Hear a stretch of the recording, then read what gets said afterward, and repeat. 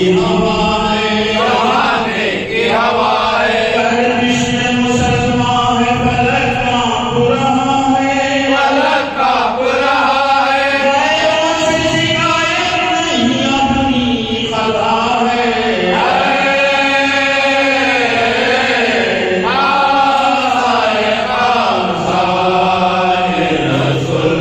وقت دعا ہے،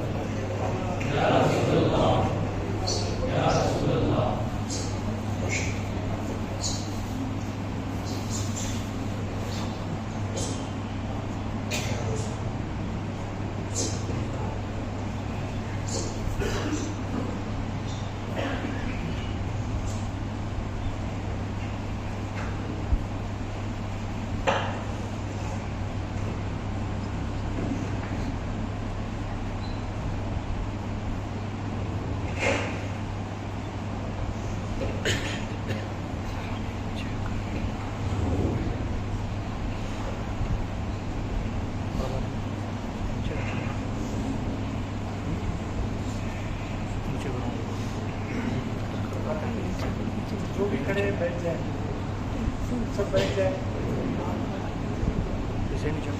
بیٹھ جائیں، بیٹھ جائیں. برابر پرفیکٹ. ابھی اسٹینڈ چلانا چاہیے، یہ پورا اسٹینڈ نہیں چلانا. نہیں آتا بات نہیں ہے، مجھے بات نہیں ہوتا.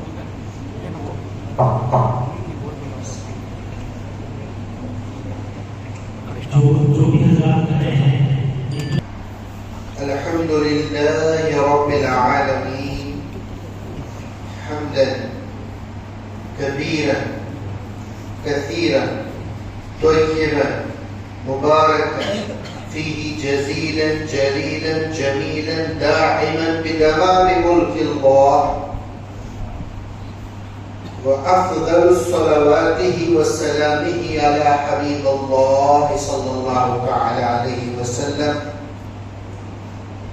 اللهم صل وسلم وبارك وفضل على حبيبك ونبيك محمد نور الأنوار وسر الأسرار وسيد الأبرار وترياق الأغيار وأحمد المختار وعلى آله الأطهار وأصحابه الأخيار، خاصة على رفيقه في الغار وأقربه إلى المزار صاحب العزيز البقاء إمام المهاجرين والأنصار رئيس المتقين والأبرار سيدنا ومحسننا أبو بكر الصديق العتيق رضي الله تعالى عنه،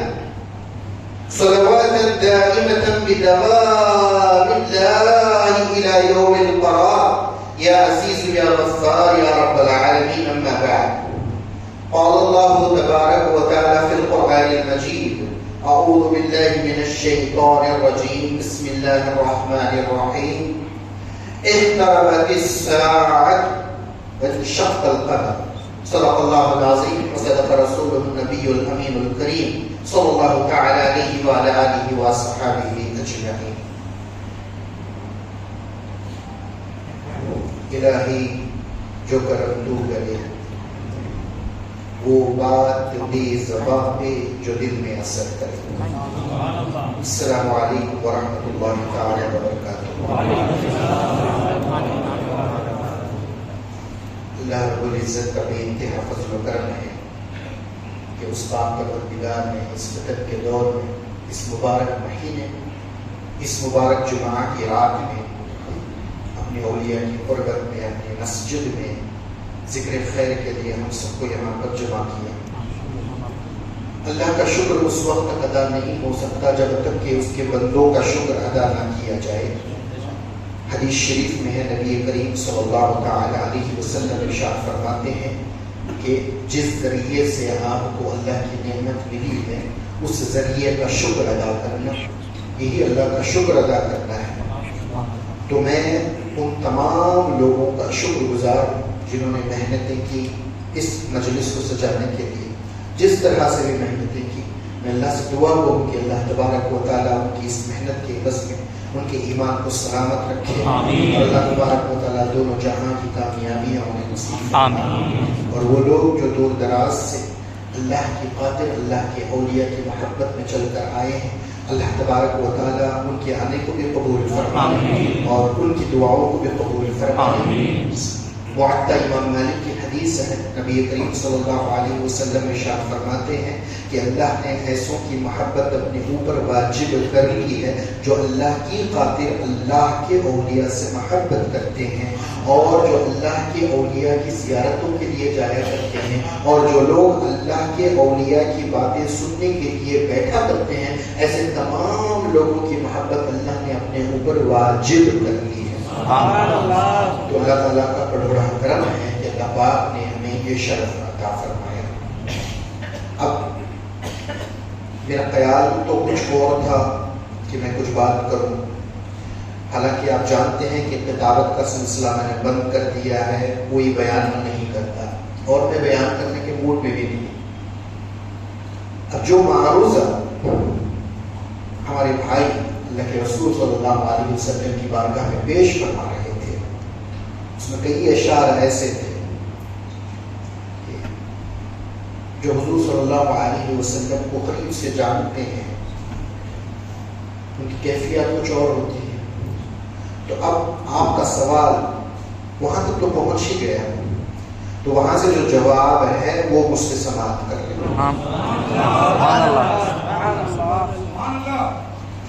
اب جگہ بھی ایسی پرانوار ہے کہ یہاں پر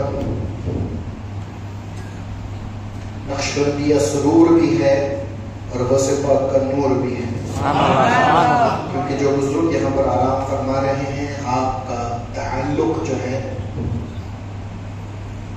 سلسلہ نقشبندیہ اور قادریہ دونوں سے، تو اس نسبت سے یہاں پر نقشبندی اور قادری نور موجود ہے، اور آپ کا تقلص جناب ہے۔ تو جناب جو ہے نا، اس کا کچھ وزن ہوتا ہے، سمجھ میں آ رہی ہے بات؟ تو اسی کی نسبت سے بہت ساری باتیں مجھے ابھی عرض کرنی ہے آپ لوگوں سے۔ سب سے پہلے یہ طے کر لیں کہ آپ لوگ کتنی دیر تک یہاں بیٹھ سکتے ہیں میرے ساتھ، اس کے بعد میں سوچوں گا کہ مجھے کس عنوان پر بات کرنی ہے۔ 1 گھنٹہ بیٹھ سکتے ہیں، 2 گھنٹے بیٹھ سکتے ہیں، 3 گھنٹے بیٹھ سکتے ہیں، فجر تک بیٹھ سکتے ہیں، فجر تک انشاءاللہ۔ تو ہم ایسا کریں گے کہ میری گفتگو کو میں 3 حصوں میں بانٹوں گا، اور یہ تینوں حصے آپ کے معروضے کا جواب ہیں۔ جو کلام پڑھا گیا ابھی نبی کریم صلی اللہ علیہ وسلم کی بارگاہ میں، تو کچھ سوال بھی کیے گئے نا حضور کی بارگاہ میں، تو حضور کیا جواب ارشاد فرما رہے ہیں وہ میں بتانے بیٹھا۔ اب سب سے پہلے جس ہستی کے تعلق سے میں بات کرنا چاہتا ہوں، جو اس وقت کی ضرورت بھی ہے، وہ ذات سیدنا ابو بکر صدیق رضی اللہ تعالیٰ۔ کون ہے ابو بکر صدیق؟ سب سے پہلے یہ جاننا، اور میں یہ کیوں بیان کر رہا ہوں اس کے پیچھے ایک ٹھوس وجہ ہے۔ حضور صلی اللہ علیہ وسلم نے ارشاد فرمایا ہے کہ جب بھی تم کسی صالحین کا ذکر کرو تو میرے ابو بکر کو ضرور یاد کریے۔ تو ابو بکر سب کے القابات ہوتے ہیں نا، سب کا کچھ نہ کچھ لقب ہوتا ہے، کوئی محبوب سبحانی ہے، کوئی محبوب الہی ہے، کوئی محبوب یزدانی ہے، کوئی کچھ ہے، کوئی کچھ ہے، کوئی شیر خدا ہے، وغیرہ وغیرہ وغیرہ۔ تو عالمین میں صدیق اکبر رضی اللہ تعالیٰ عنہ کا لقب ہے قادم اللہ، قادم اللہ، اللہ کا خدمت گزار۔ یہ وہ ذات ہے جو انبیاء علیہ السلام کے بعد سب سے افضل و اعلیٰ ہے۔ ہم سب اہل سنت و جماعت ہیں، ہمارا عقیدہ اہل سنت کا وہی عقیدہ ہے جو مولا کائنات نے دیا ہے، یہ ہمیشہ یاد رکھیں۔ جو عقیدہ ہمیں مولا کائنات علی المرتضیٰ رضی اللہ تعالیٰ عنہ نے دیا ہے وہی ہمارا عقیدہ ہے۔ اسی عقیدے کو بیان کرنے والے امام اعظم ابو حنیفہ ہیں، اسی عقیدے کو بیان کرنے والے سیدنا غوث الاعظم دستگیر محی الدین شیخ عبد القادر جیلانی، اسی عقیدے کو بیان کرنے والے سلطان الہند خواجہ معین الدین چشتی اجمیری ہیں، اسی عقیدے کو بیان کرنے والے سیدنا مجدد الفسانی امام ربانی شیخ احمد فاروقی صاحب ہندی ہیں، اسی عقیدے کو بیان کرنے والے حضرت سیدنا احمد رضا خان فاضل بریلوی رضی اللہ تعالیٰ عنہ۔ سمجھ میں آ رہی بات؟ تو دیگر جتنے بھی بزرگان دین ہیں سبوں نے یہی عقیدے کو بیان فرمایا ہے کہ امت میں سب سے افضل و اعلیٰ جو ہے وہ ابو بکر صدیق رضی اللہ تعالیٰ، اتنے افضل و اعلیٰ ہیں کہ اولیاء اللہ بیان فرماتے ہیں کہ جب اللہ کے رسول تشفی بخش کچھ جملے ارشاد فرمائے حضور کی خدمت میں، حضور کی دلجوئی کے لیے کچھ کلمات ارشاد فرمائے، 2 بول ارشاد فرمائے۔ اولیاء فرماتے ہیں کہ یہ 2 بول کو ایک پڑھنے میں رکھ دیا جائے اور دوسرے پڑھنے میں تمام اصحاب، تمام اہل بیت اطہار، تمام اولیاء، تمام امت کا ایمان رکھ دیا جائے، تب بھی یہ 2 بول کا وزن زیادہ ہے۔ تو تمام اصحاب، تمام آل رسول، تمام اولیاء اللہ کا ایمان ایک پڑھنے میں اور ابو بکر صدیق کا ایمان ایک پڑھنے میں، تو ابو بکر صدیق کا ایمان ان سے افضل و اعلیٰ ہے۔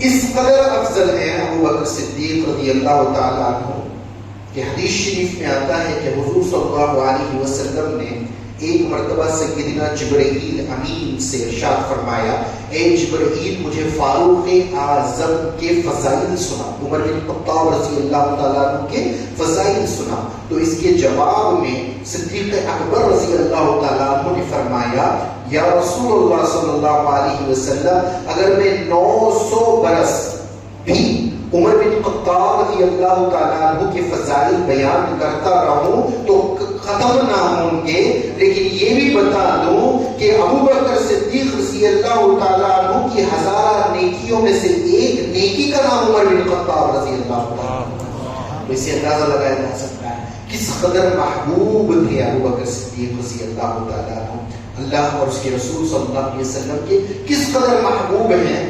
آپ کو پتہ نہیں جانتے ہوں گے یا نہیں جانتے ہوں گے، معراج کی شب جب نبی کریم صلی اللہ علیہ وسلم عرش پر جلوہ گر ہوئے تو اللہ نے جو کلام فرمایا حضور صلی اللہ علیہ وسلم سے، وہ آواز ابو بکر صدیق رضی اللہ تعالیٰ عنہ، تاکہ محبوب کو یہ آواز بہت پسند ہے تو اللہ نے اسی آواز میں حضور صلی اللہ علیہ وسلم سے کلام فرمایا۔ معراج میں جاتے وقت ایک ایسا مقام آیا جس کو مقام حیرت کہتے ہیں، وہاں پر مخلوق ہے ہی نہیں، کچھ بھی نہیں، تو اس مقام کا نام مقام حیرت ہے۔ جب محبوب صلی اللہ علیہ وسلم کو وہاں پہنچ کر تھوڑی سی بے قراری کا احساس ہوا تو فوراً اللہ تبارک و تعالیٰ نے اس مقام پر سیدنا ابو بکر صدیق رضی اللہ تعالیٰ عنہ کے چہرے کو پیش فرمایا۔ تو یہ فضیلتیں ابو بکر صدیق رضی اللہ عنہ بہت زیادہ ہے، بہت زیادہ، میں بیان نہیں کر سکتا، لیکن کیوں اتنی فضیلتیں ہیں، وہ کیا شے ہے ابو بکر صدیق رضی اللہ تعالیٰ عنہ میں، وہ کیا چیز ہے جو انہیں اللہ اس کے رسول صلی اللہ علیہ وسلم کا محبوب بنا دیا۔ چند چیزیں بتاتا ہوں۔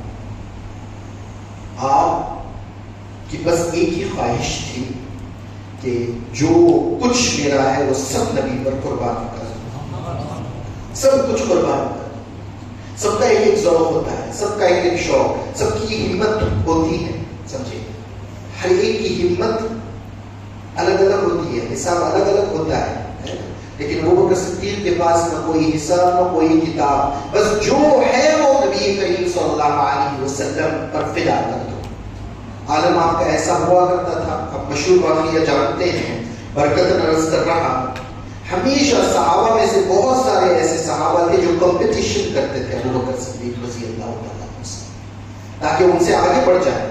یہ ہیلتھی کمپٹیشن تھا، یہ بغض نہیں تھا، حسد نہیں تھا، یہ چاہتے تھے کہ حضور کی محبت میں ہم آج آگے بڑھ جائیں۔ یہ ایسا ہونا ہی چاہیے، ہر امتی کو چاہیے، صحابہ تو دور کی بات، امتی میں یہ جذبہ ہونا چاہیے کہ میں حضور کی محبت سب سے زیادہ حاصل کر لوں، بھلے ہی میں اس زمانے میں موجود ہوں۔ جذبہ تو یہی ہونا چاہیے، ہے نا؟ تو نبی تو سب کے نبی ہیں، صحابہ کے بھی ہیں، تابعین کے بھی ہیں، تبع تابعین، ہم سب کے نبی ہیں۔ تو نبی کی نسبت کے اعتبار سے ہم سب امت ہیں، اور پوری امت میں یہ جذبہ ہونا چاہیے کہ میں سب سے آگے بڑھوں اللہ اور اس کے رسول کو راضی کرنے کے لیے۔ لیکن ہوتا یہ تھا کہ اس وقت سے لے کر آج تک کوئی ایک ایسا بھی نہیں پیدا ہوا کہ جو ابو بکر صدیق رضی اللہ تعالیٰ عنہ سے آگے بڑھ سکا، نہ کوئی بڑھ سکے گا۔ تو فاروق اعظم رضی اللہ تعالیٰ عنہ نے ایک مرتبہ ارادہ کیا کہ جب حضور صلی اللہ علیہ وسلم نے اللہ کی راہ میں کچھ مانگا صحابہ سے، تو اس وقت فاروق اعظم نے تیار کیا کہ آج تو مجھے بازی لے کر جانا ہے، آج تو مجھے بازی لے کر جانا ہے۔ تو فاروق اعظم نے ارادہ کیا، پورا کیلکولیٹ کیا، اپنی جتنی پراپرٹی ہے سب کا 50-50 کر دیا. 50% میں اپنے پاس رکھ لیتا ہوں اور 50% جو بھی ہے وہ سب اللہ کی راہ میں حضور کے قدموں میں نچھاور کر دوں گا. یہ سوچ کر اپنی آدھی دولت کو لے کر جو ہے حضور صلی اللہ علیہ وسلم کی بارگاہ میں پہنچے اور حضور نے قبول فرما لیا. تو اب انتظار کر رہے تھے کہ ابو بکر صدیق کیا لے کر آئیں گے. تو سیدنا صدیق اکبر رضی اللہ تعالیٰ عنہ کچھ پوٹلی تھی, کچھ جھاڑو تھی, کچھ وغیرہ چھوٹے موٹی چیزیں ہاتھوں میں سمیٹ کر لے کر آئے.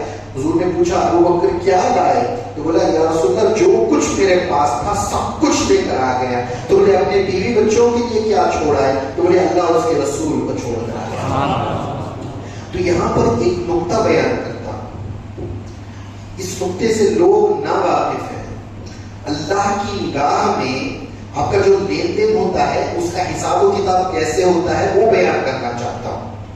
اگر آپ کے پاس 1 کروڑ روپیے ہیں, آپ کے پاس 1 کروڑ روپیے ہیں اور آپ نے 10 لاکھ روپیے اللہ کی راہ میں دے دیے, اور ایک ایسا غریب ہے جس کے پاس سوائے اس وقت کے کھانے کے کچھ موجود نہیں ہے اور وہ کھانا وہ اللہ کی راہ میں دے دیتا ہے, تو اللہ کے نزدیک یہ کھانا دینے والا وہ 10 لاکھ دینے سے وہ زیادہ افضل بن جاتا ہے, کیونکہ پرسنٹیج کا حساب ہے, پرسنٹیج کا حساب ہے. یہاں پر ایک بات بیان کرتا چلو, سلطان ابراہیم ادم غلطی رضی اللہ تعالیٰ عنہ سلسلہ چشت کے جلیل القدر ولی گزرے ہیں اور ایران کے سلطان گزرے ہیں. آپ سلطان تھے اپنے زمانے کے.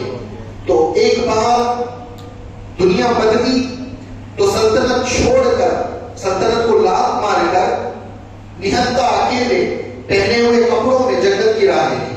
تو جنگل میں جا کر بیٹھ گئے تو وہاں دیکھا کہ ان سے پہلے کوئی اور بیٹھے ہوئے ہیں. وہ جو بیٹھے ہوئے تھے وہ بھی خستہ حالت میں تھے. تو دونوں بیٹھے ہوئے انتظار کر رہے تھے. تھوڑی دیر کے بعد بھوک کا احساس ہوا, دونوں کو بھوک کا احساس ہوا. جب دونوں کو بھوک کا احساس ہوا تو دیکھتے کیا ہے کہ آسمان سے کھانا اترا دونوں کے لیے. سلطان ابراہیم ادم بلخی کے لیے گوشت وغیرہ اترا اور وہ جو پہلے سے بیٹھے ہوئے تھے ان کو سوکھی روٹی اور دال اتری.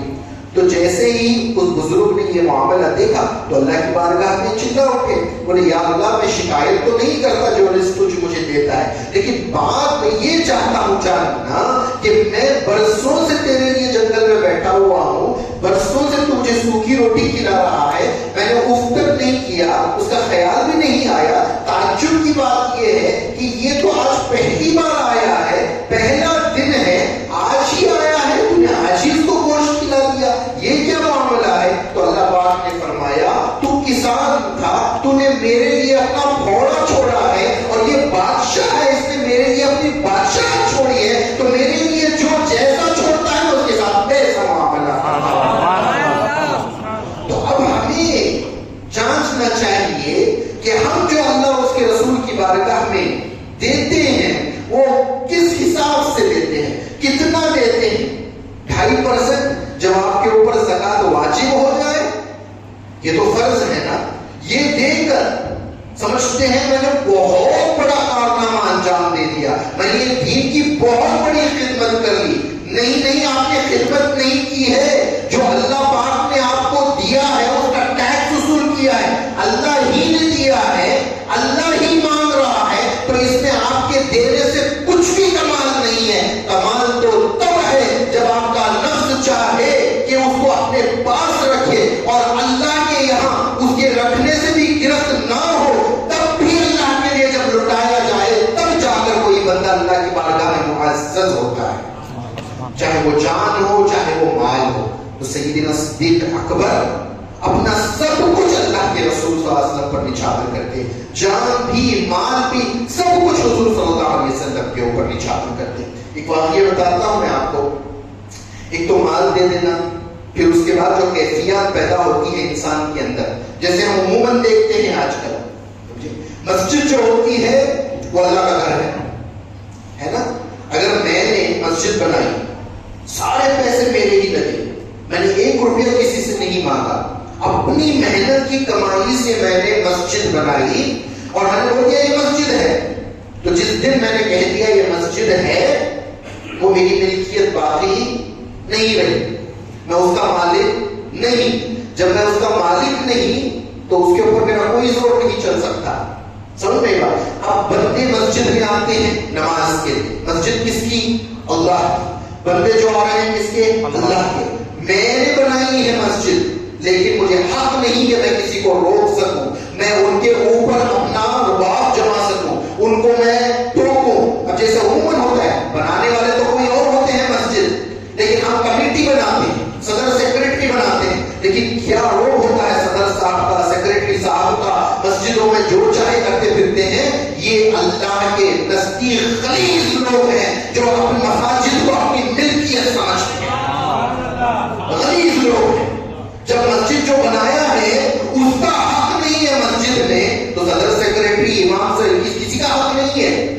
ہاں، عالم کا حق یہ ہے کہ جو برا ہوتا ہوا دیکھے اپنے ہاتھ سے اپنی زبان سے زبردستی روکے۔ اگر کوئی مقتدی کچھ غلط کر رہا ہے، غیر شرعی کر رہا ہے، تو اس کو روکے، چاہے وہ صدر کر رہا ہے، سیکرٹری کر رہا ہے، منسٹر کر رہا ہے، جو کوئی کرے، عالم کا حق ہے کہ روکے، کیونکہ عالم رسول اللہ کا خادم ہے اور اس کو واجب ہے کہ بتائے۔ وہ صدر کا خادم نہیں ہے، وہ سیکرٹری کا خادم نہیں ہے، منسٹروں کا خادم نہیں ہے، وہ رسول اللہ کے دین کی چاکری کر رہا ہے۔ اس سے بڑی عزت والی بات کیا ہے؟ عزت میں وہ ان سے افضل ہوتا ہے، تو افضل ہو کر ذلیل لوگوں کے پیچھے جانا یہ ذلت ہے۔ سمجھ میں یہ بات؟ تو ابو بکر صدیق رضی اللہ تعالیٰ عنہ کی بات بیان کر رہا تھا کہ یہ معاملہ ایسا ہوا۔ آپ جانتے ہیں حضرت مولا کائنات رضی اللہ تعالیٰ عنہ کے ایک بھائی تھے، حضرت عقیل ان کا نام، حضرت عقیل رضی اللہ تعالیٰ عنہ حضرت علی کے بھائی۔ تو جب انہوں نے اسلام قبول کر لیا تو اپنا زیادہ سے زیادہ وقت جو ہے حضور کی صحبت میں گزارتے، اور اللہ کے رسول صلی اللہ علیہ وسلم سے بڑی محبت فرماتے۔ تو اب ان کے دل میں بھی یہ بات آئی کہ جہاں دیکھو ابو بکر، جہاں دیکھو ابو بکر، جہاں دیکھو ابو بکر، اور مجھے موقع ہی نہیں ملتا ہے کہ میں کچھ کر سکوں۔ ٹھیک ہے، تو ایک دن خیال آیا، اب کیا ہوتا ہے کبھی محبت جنون کی حد تک چل جاتی ہے تو انسان کو معلوم نہیں ہوتا ہے کہ وہ صحیح کر رہا ہے یا غلط کر رہا ہے، ایک جنون طاری ہو جاتا ہے۔ تو ایسا ہی معاملہ ان کو آ گیا، کیا ابو بکر، مجھے تو موقع ہی نہیں ملتا ہے۔ تو جمعہ کے دن آئے، ایک دن آئے کہ میں سب سے پہلے مسجد میں، کم سے کم سب سے پہلے مسجد میں پہنچ جاؤں، اس معاملے میں آج تو میں آگے بڑھ جاؤں۔ تو جب آ کر دیکھا تو پہلی صف میں ابو بکر صدیق بیٹھے ہوئے تھے۔ تو اب ان کو جلال آ گیا، برداشت نہیں ہوا۔ حضرت عقیل حضور کے خاندان کے ہے نا، قریش کے خاندان کے، تو کہا ابو بکر، یہ عمر میں چھوٹے تھے ابو بکر صدیق سے، اٹھو تو بولے اٹھ گئے، پیچھے جا کر بیٹھے تو بولے دوسری صف میں جا کر بیٹھے، بولے اٹھو وہاں سے اٹھ گئے، تیسری صف میں، چوتھی صف میں، ساتویں صف تک پہنچا دیا۔ پھر ہاتھ جوڑ کر کہتے ہیں اے شہزادے یہاں بیٹھ جاؤ، شہزادے یہاں بیٹھ جاؤ۔ مسجد نبوی کی بات ہے، اور مسجد نبوی جو بنائی گئی ہے وہ ابو بکر صدیق کے پیسوں سے بنائی گئی ہے، صدیق اکبر کے پیسوں سے زمین خرید کر مسجد نبوی بنائی گئی ہے۔ تو جس کے پیسوں سے مسجد بنائی گئی ہے اس کا یہ معاملہ ہے کہ وہ کہہ رہا ہے شہزادے میں یہاں بیٹھ جاؤ، اجازت دو، تو بولے بیٹھ جاؤ۔ تو بیٹھ کے مولا کائنات یہ سارا معاملہ دیکھ رہے تھے۔ تو جمعہ کی نماز ہو گئی، سب لوگ چلے گئے، تو حضور کی بارگاہ میں مولا کائنات آئے، فرمائے یا رسول اللہ میرے بھائی عقیل کی خبر دیجیے۔ بولے کیا ہو گیا؟ تو بولے ایسا ایسا معاملہ ہو گیا ہے، وہ بہت بڑھ چڑھ کر ابو بکر صدیق سے بات کر رہے ہیں، آپ ان کی خبر لیجیے۔ تو حضور نے دونوں کو بلایا، تو اس سے پہلے پوچھا، بولے کیا بات ہو گئی؟ بولے ابو بکر عقیل نے اٹھایا ان کو، وہاں سے اٹھایا، وہاں سے اٹھایا، وہاں سے اٹھایا، ساتویں صف میں پہنچا دیا۔ تو حضور صلی اللہ علیہ وسلم فرماتے ہیں اے علی، عقیل کا چھوڑو، عقیل کو چھوڑو، میرے ابو بکر نے کیا جواب دیا؟ میرے ابو بکر نے کیا جواب دیا؟ تو فرمایا اے شہزادے اگر آپ کی اجازت ہے تو میں یہاں بیٹھ جاؤں، بس اتنا فرمایا۔ تو دونوں کو بلا، دونوں کو بلایا۔ تو پھر حضور نے کہا اے عقیل کیا تم جانتے ہو ابو بکر کون ہے؟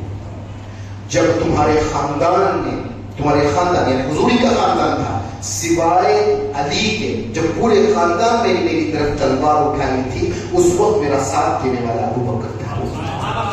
جب مکے والوں نے میرا جینا تنگ کر دیا تھا، کھانا بند کر دیا تھا، پانی بند کر دیا تھا، اس وقت میرے اور میرے بچوں کے لیے کھانا فراہم کرنے والا ابو بکر تھا۔ میری امت بارے میں فکر کرنے والا ابو بکر ہے، میری دین کی خدمت کرنے والا ابو بکر ہے، میرے لیے دعا کرنے والا ابو بکر ہے، میری امت کے لیے دعا کرنے والا ابو بکر ہے. تو ابو بکر بولتے گئے، ابو بکر صدیق بولے یا رسول اللہ میں نے تو کبھی شکایت نہیں کی، میں نے تو کبھی نہیں شکایت کی، وہ تو شہزادے ہیں، وہ تو آپ کے خاندان کے ہیں، ان کا حق بنتا ہے کہ مجھے جہاں چاہے بٹھائے، میں راضی ہوں اس بات پر. تو یہ نرمی، یہ عاجزی، یہ انکساری ابو بکر صدیق کی تھی. تو حضور نے فرمایا ہے کہ اے میرے امتیوں، میرے کل صحابہ ہدایت کے ستارے ہیں، تم ان میں سے کسی کی بھی پیروی کر لو ہدایت پا جاؤ گے. تو آپ کسی کی بھی پیروی کر لو صحابی میں سے ہدایت پا لیں گے، لیکن مقام بلند اور برتر چاہتے ہو تو پیروی ابو بکر صدیق کی کرو. تو جس کی جو پیروی کرے گا وہ وہاں تک پہنچے گا، ہے نا. اب جو ٹرین میں جائے گا وہ کتنی دوری کا سفر طے کرے گا، جو پیدل جائے گا وہ کتنی دوری کا سفر طے کرے گا، اور جو فلائٹ میں جائے گا تو پیروی کس کی جائے؟ تو جو سب سے افضل ترین ہے اس کی پیروی کی جائے تاکہ وہاں تک پہنچ جایا جائے. تو نرمی، عاجزی، انکساری ابو بکر صدیق سے ہمیں سیکھنی چاہیے، اور ایسا ہی ہمیں بھی عمل کرنا چاہیے تاکہ اللہ اس کے رسول کے محبوب بن جائے. اکڑنے سے کچھ نہیں ملتا، جھکنے سے سب کچھ مل جاتا ہے. تو یہ ہمیں ابو بکر صدیق رضی اللہ تعالیٰ عنہ سے دینا ہے. اور صبر کا عالم سیدنا صدیق اکبر رضی اللہ تعالیٰ عنہ کا داڑھ میں درد ہوا، داڑھ کا درد. جانتے ہیں کوئی داڑھ کا درد کیسا ہوتا ہے؟ خبر بھی ہے داڑھ کا درد کیسا ہوتا ہے.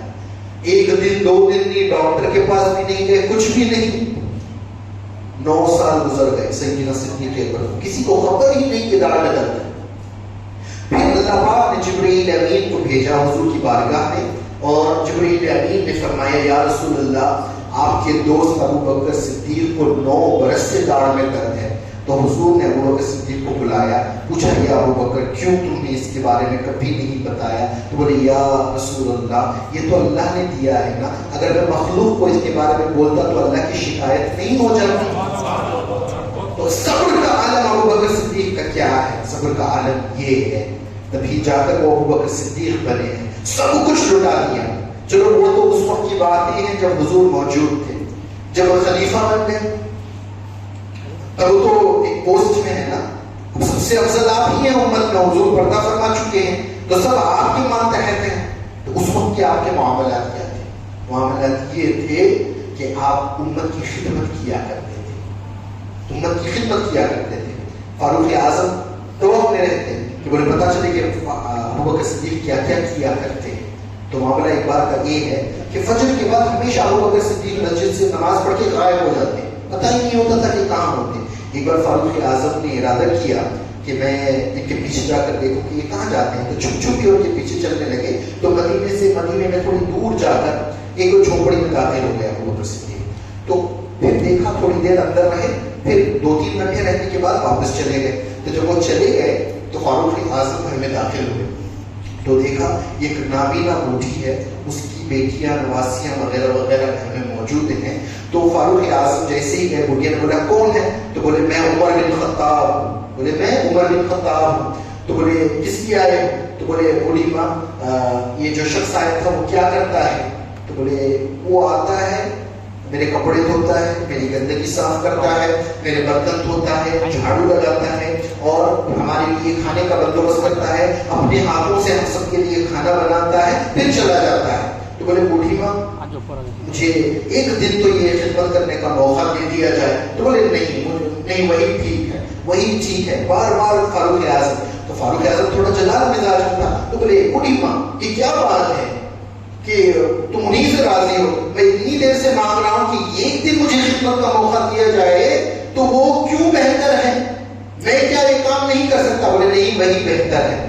وہ 10 سال سے آ رہا ہے، 10 سال سے روزانہ آ رہا ہے. میں ہر دن اس سے پوچھتی ہوں بتا تیرا نام کیا ہے؟ تو کہتا ہے نام سے کیا لینا دینا، مجھے بتائیے کہ کام کیا ہے. اور تم پہلے دن آئے ہو پوچھتے ہی کہتے ہو کہ میں فلاں کا بیٹا، اپنا بھی نام بتا دیا، اپنے باپ کا بھی نام بتا دیا. تو فاروق اعظم جو ہے اچانک سے ان کے اوپر نشے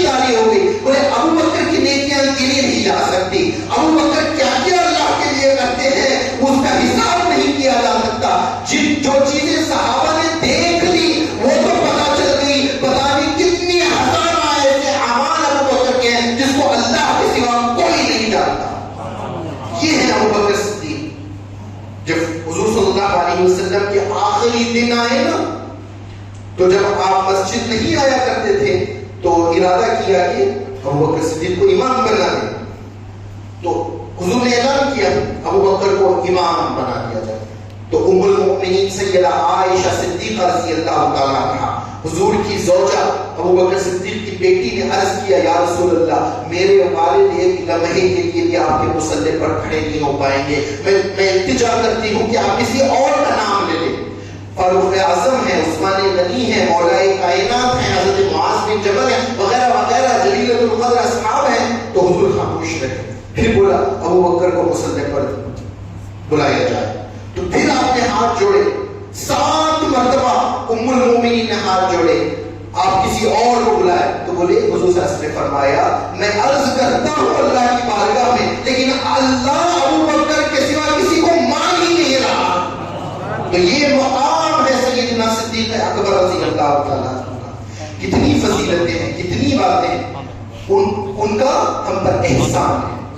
اب میں احسان کی بات کرتا ہوں. سب سے زیادہ امت کی فکر رکھنے والے ابو بکر صدیق رضی اللہ تعالیٰ. حضور نے ایک مرتبہ اعلان کیا 70,000 میری امت کے امتی جو ہیں, میرے امتی 70,000 بغیر حساب و کتاب کے جنت میں جائیں گے. تو فاروق اعظم خوش ہو گئے, نعرہ تکبیر کی آوازیں بلند کی. تو صدیق اکبر نے ہاتھ جوڑے. اب حضور دینے پر ہے, حضور دینے پر ہے. صدیق اکبر نے ہاتھ جوڑے, مجھے یا رسول اللہ کو زیادہ کر.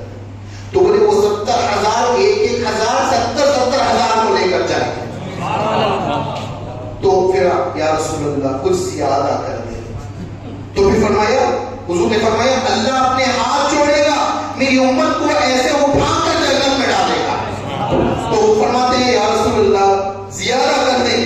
تو پھر دوبارہ پھر 3 مرتبہ فرمایا. تو عمر بن خطاب نے ہاتھ پکڑا, بولے ابو بکر اگر اللہ چاہے تو ایک چلو میں پوری امت کو پہنچا سکتا ہے, آپ اطمینان سے بیٹھ جائیں.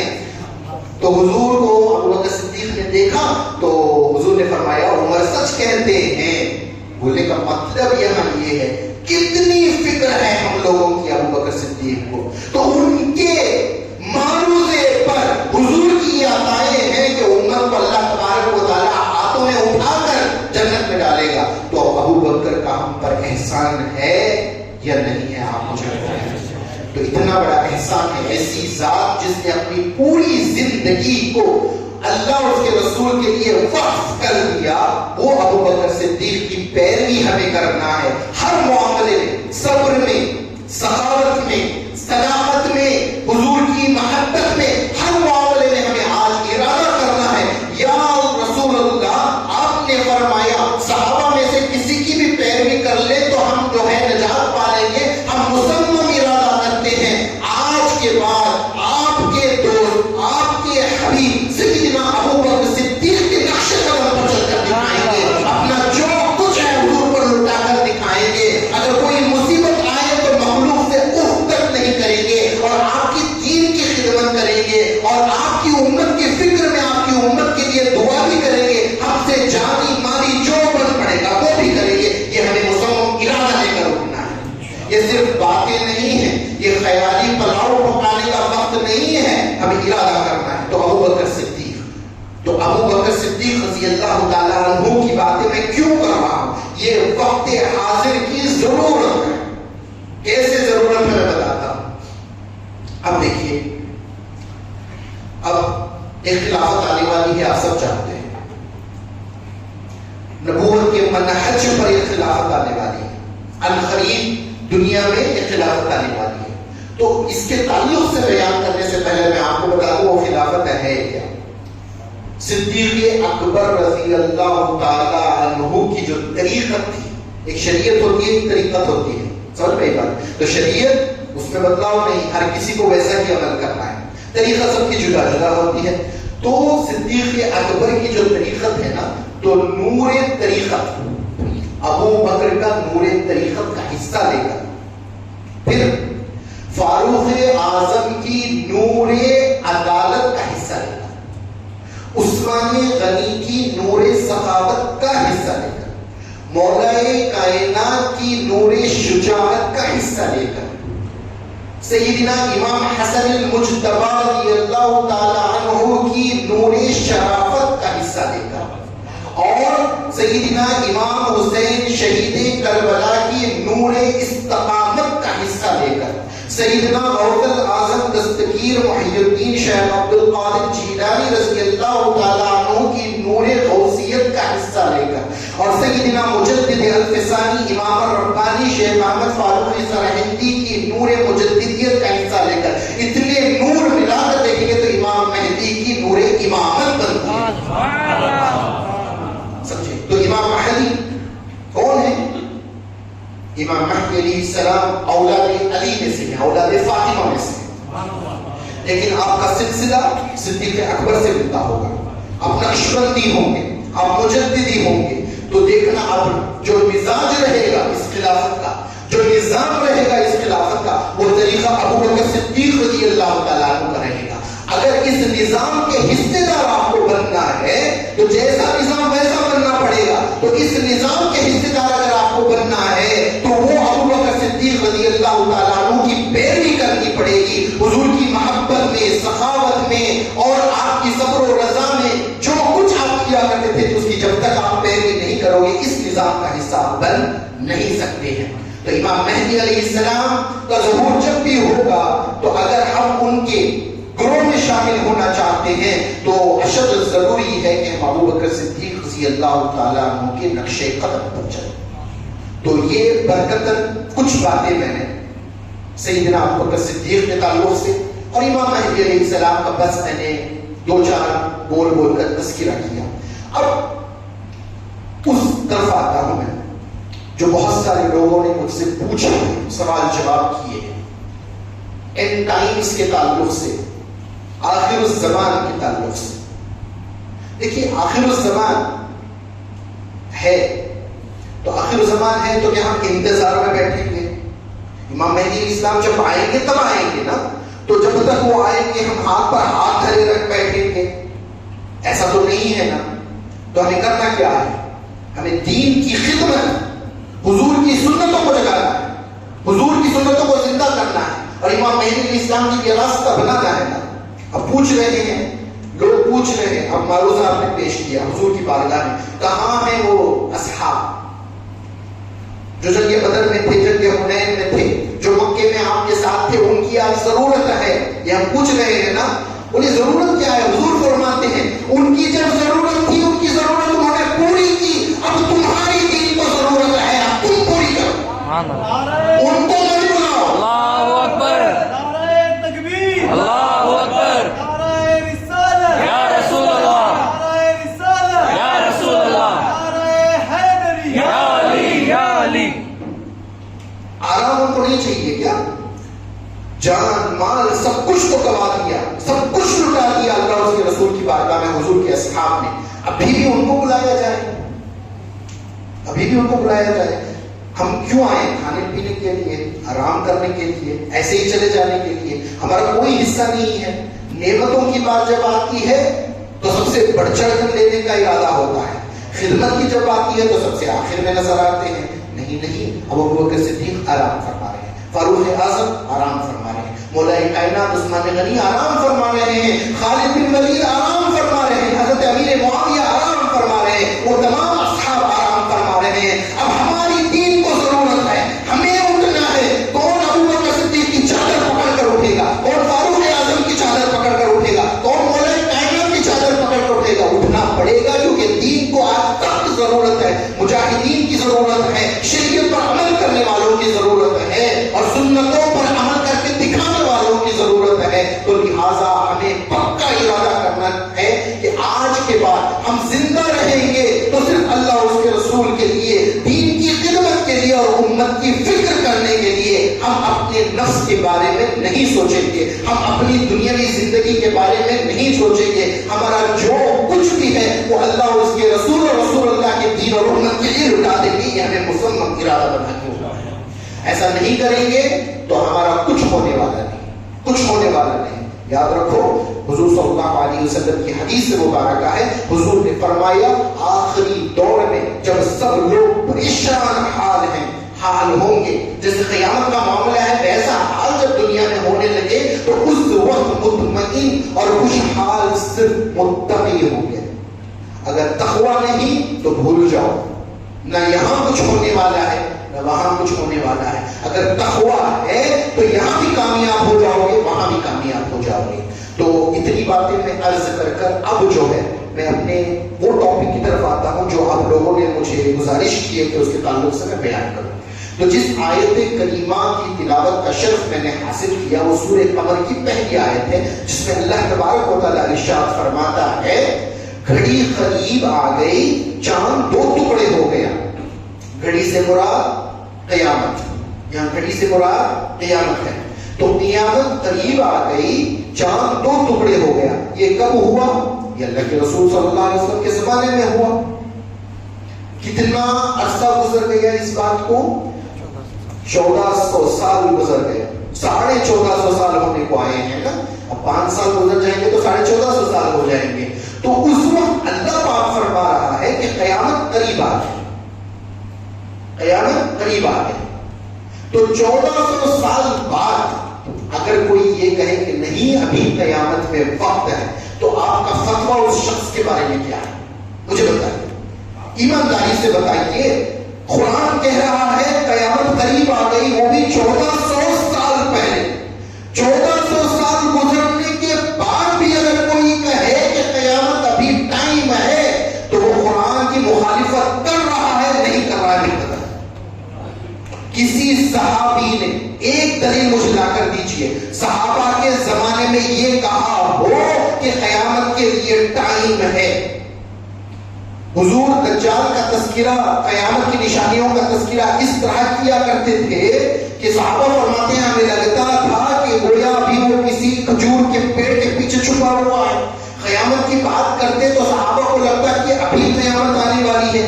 یہ ان کا ایمان تھا کہ وہ سمجھتے تھے کہ قیامت کبھی بھی آ سکتی ہے. لیکن آج کے لوگوں کا چھوڑو، علماء سے جا کر پوچھو تو وہ لوگوں کو کہتے نہیں ابھی اس کے لیے ٹائم ہے، اس کے لیے ٹائم ہے. ٹھیک ہے بھائی، آپ بول رہے ہیں ٹائم ہے، عالم ہو نا، آپ لوگ عالم ہو، ٹائم ہے تو ہر بات دلیل سے بات کرنی چاہیے.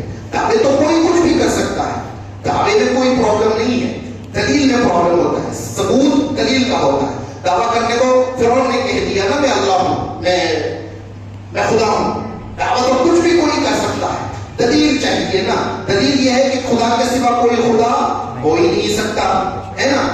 تو اب ہم نے کہا کہ وقت بہت قریب ہے، ہم نے کیلکولیشن بتائے اور اپنی من گھڑت کیلکولیشن نہیں بتائے، ہم نے حدیثوں کو سامنے رکھ کر کیلکولیشن بتایا ہے. تو آپ بھی بتائیے نا، اگر آپ بتا رہے ہیں تو ٹائم ہے تو کس حدیث سے، کس ذریعے سے آپ کو یہ خبر ملی ہے کہ ابھی ٹائم ہے؟ تو ان کے پاس دلیل کوئی نہیں، بس ٹائم ہے. کیوں؟ نفس بول رہا ہے، شیطان ڈھونڈ مار رہا ہے تو وہ ایسے ہی کہہ رہے ہیں. تو بولنے والے بہت سارے علماء ہیں، بہت سارے علماء ہیں، سمجھے. تو علماء 2 قسم کے ہوتے ہیں، یاد رکھیے. عوام الناس کو بتانا ضروری ہے. جب میں عالموں کے تعلق سے زیادہ بات کرتا ہوں تو ہمارے ایک عالم صاحب تھے، انہوں نے مجھے آ کر پوچھا، مجھے بولا، کان میں بولا اس قدر علماء کے بارے میں مت بتائیے لوگوں کو، علماء کی طرف سے بدظن ہو جائیں گے، وہ دور چلے جائیں گے. میں بولا یہ بات میں نے تھوڑی نہ بولی ہے، یہ تو حدیث مبارک ہے، آپ مجھے حدیث بولنے سے روک رہے ہیں. اگر ایسا ہی معاملہ ہوتا تو حضور کو تو نہیں بولنا چاہیے تھا نا. حضور نے بول دی اور ہمارے اوپر ذمہ داری ہے کہ جو حضور سے جو ملے آگے پہنچا دے، تاکہ عوام بھی جاگے کہ کون سچائی پر ہے کون جھوٹ پر. سمجھے. تو علماء 2 قسم کے ہوتے ہیں، ایک علماء حق ہوتے ہیں، ایک علماء سو ہوتے ہیں. علماء حق کی پہچان حضور نے کیا بتایا؟ علماء حق وہ ہیں جن کے گھروں پر، جن کے دروں پر منسٹرز اور پیسے والے آتے ہیں، اور علماء سو وہ ہیں جو منسٹرز کے دروں پر جاتے ہیں، جو پیسے والوں کے دروں پر جاتے ہیں. تو جس عالم کو پیسے والوں کے گھروں پر دستک دیتا ہوا دیکھو، سمجھ جاؤ علماء سو میں سے ہے. اور جس عالم کے گھر منسٹرز کو اور پیسے والوں کو آتا دیکھو تو سمجھ جاؤ علماء حق میں سے. یہی حضور صلی اللہ علیہ وسلم نے بتایا. بڑی بڑی دلیل نہیں، بیان تو کوئی بھی کر سکتا ہے، اچھے کپڑے کوئی بھی پہن سکتا ہے، صورت علماء کی اولیاء کی کوئی بھی بنا سکتا ہے، لیکن ولایت، تقویٰ، پرہیزگاری یہ سب باطنی چیزیں ہیں نا. اس کا کوئی تعلق نہ عوامے سے ہے، نہ جھبے خوبے